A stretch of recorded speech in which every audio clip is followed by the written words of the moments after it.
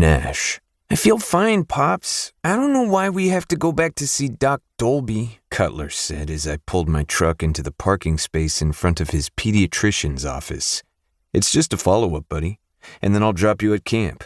I want to make sure your breathing is back to normal this morning. My son had been rushed to the hospital after his baseball game this past weekend when he'd had the worst asthma attack he'd had to date. It had scared the shit out of me, and I was trying hard to keep it together so I didn't scare him. But I am back to normal, and that was the best game ever, wasn't it? I put the truck in park and came around to help him out of his booster seat. Yeah, you killed it. That was an amazing hit. And I still can't believe the Ducks won the championship. I took his hand in mine and led him to the entrance. I had zero excitement about the Ducks winning the fucking championship because I'd watched my boy struggle for air, unable to speak after the game. I'd never get that image out of my head. I hadn't slept much the last 2 nights because we'd spent the first night in the hospital as a safety precaution. Last night, we'd come home, but I'd decided to sleep on the chair in Cutler's bedroom to make sure nothing happened while he slept. It was a great game. You should be very proud of yourself. You worked hard this season, and you hit a home run in your final game. That's something special, I said as I pulled the door open and we stepped inside. I'd been coming to Doc Dolby's office since I was a kid, and not much had changed, aside from the few updates his wife, Rose, had made to the front office. There was a fresh coat of paint on the walls, and she'd traded out the toys over the years that were here for patients to play with while they waited. "Hey there, Cutler. How are you feeling?" Lana asked as she smiled at my son. "Hi, Miss Lana. I'm feeling all better. I told Pops I don't know why we're bugging Doc Dolby today." She chuckled and turned to look at me, and she had all the empathy in the world when her gaze met mine. "Hey, Nash."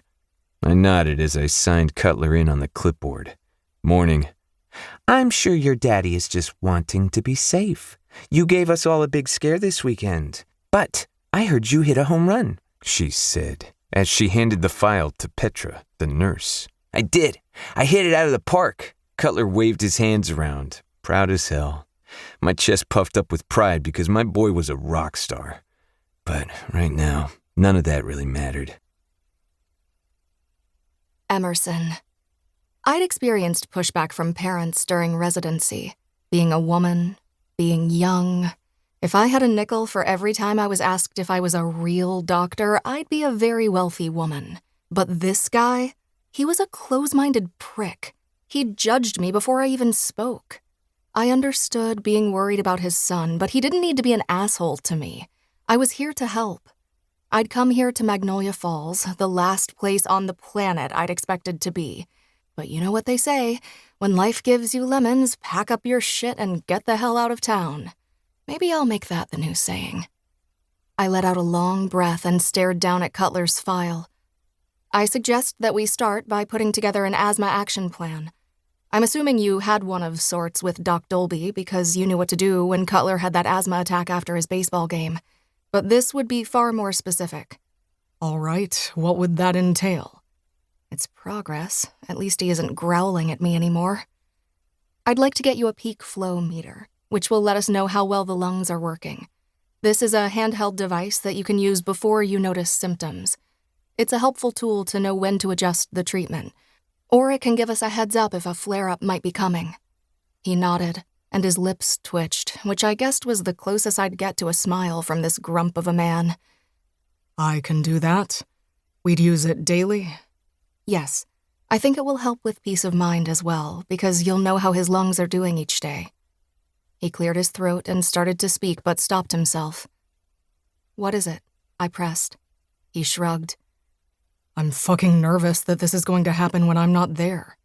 That it'll happen at summer camp or at school, and the teachers and counselors won't know what to do. I get it. You have every reason to feel that way. So we come up with an asthma action plan, and everyone in Cutler's life will be aware of what that entails. Everyone needs to know what to do if this happens again.